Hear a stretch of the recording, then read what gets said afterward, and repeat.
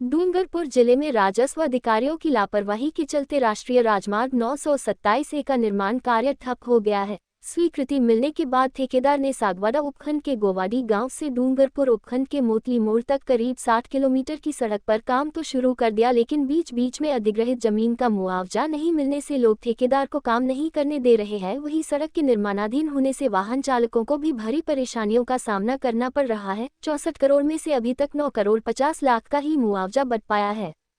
केंद्र सरकार ने मध्य प्रदेश के रतलाम से डूंगरपुर होकर सिरोही जिले के स्वरूपगंज तक के मार्ग को राष्ट्रीय राजमार्ग घोषित करते हुए राष्ट्रीय राजमार्ग प्राधिकरण के नियमों अनुसार सड़क के नवीनीकरण के लिए बजट जारी किया था। इधर बजट जारी होने के बाद टेंडर प्रक्रिया की गई। इधर टेंडर प्रक्रिया पूरी होने के बाद संबंधित ठेकेदार ने डूंगरपुर जिले में सागवाड़ा के गोवाड़ी से डूंगरपुर उदयपुर की सीमा मोतली मोड़ तक 60 किलोमीटर की सड़क पर काम शुरू कर दिया गया। शुरुआत में पुलिया निर्माण और सड़क चौड़ी करने के लिए सड़क के दोनों किनारों की सफाई कर दी गई। वहीं निर्माण कार्य शुरू होने से सड़क पूरी तरह से खस्ताहाल हो गई। इधर सड़क को चौड़ी करने में जिन किसानों व लोगों की जमीन अधिग्रहित की गई, उसमें से ज्यादातर लोगों को अभी तक जमीन का मुआवजा नहीं मिला है, जिसके चलते वे लोग अब ठेकेदार को काम नहीं करने दे रहे हैं। जबकि सरकार की ओर से मुआवजे का बजट जारी कर दिया गया है, लेकिन डूंगरपुर व सागवाड़ा एसडीएम की लापरवाही की वजह से मुआवजा समय पर नहीं बच पा रहा है।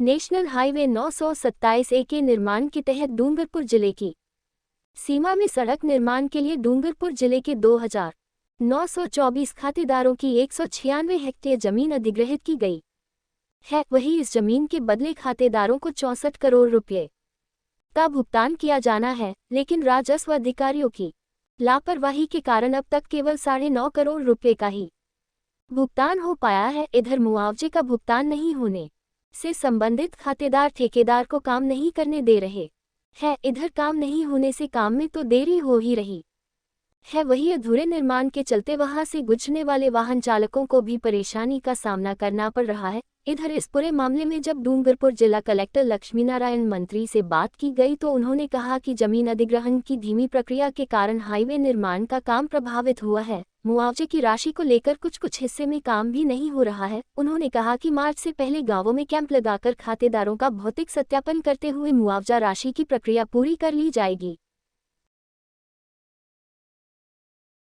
ये तथ्यपूर्ण बात है कि यहाँ पर जो है मोतली मोड़ से लेकर के वर्धा तक के लिए 2 गाला यानी 2 भू अवाप्ती अधिकारी है।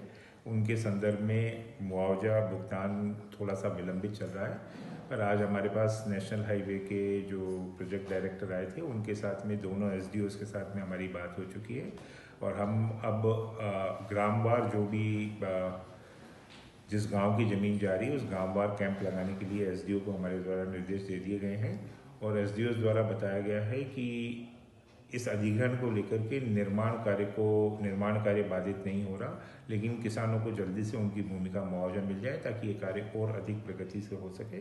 इसके लिए हम लोगों द्वारा आयोजना तैयार की गई है।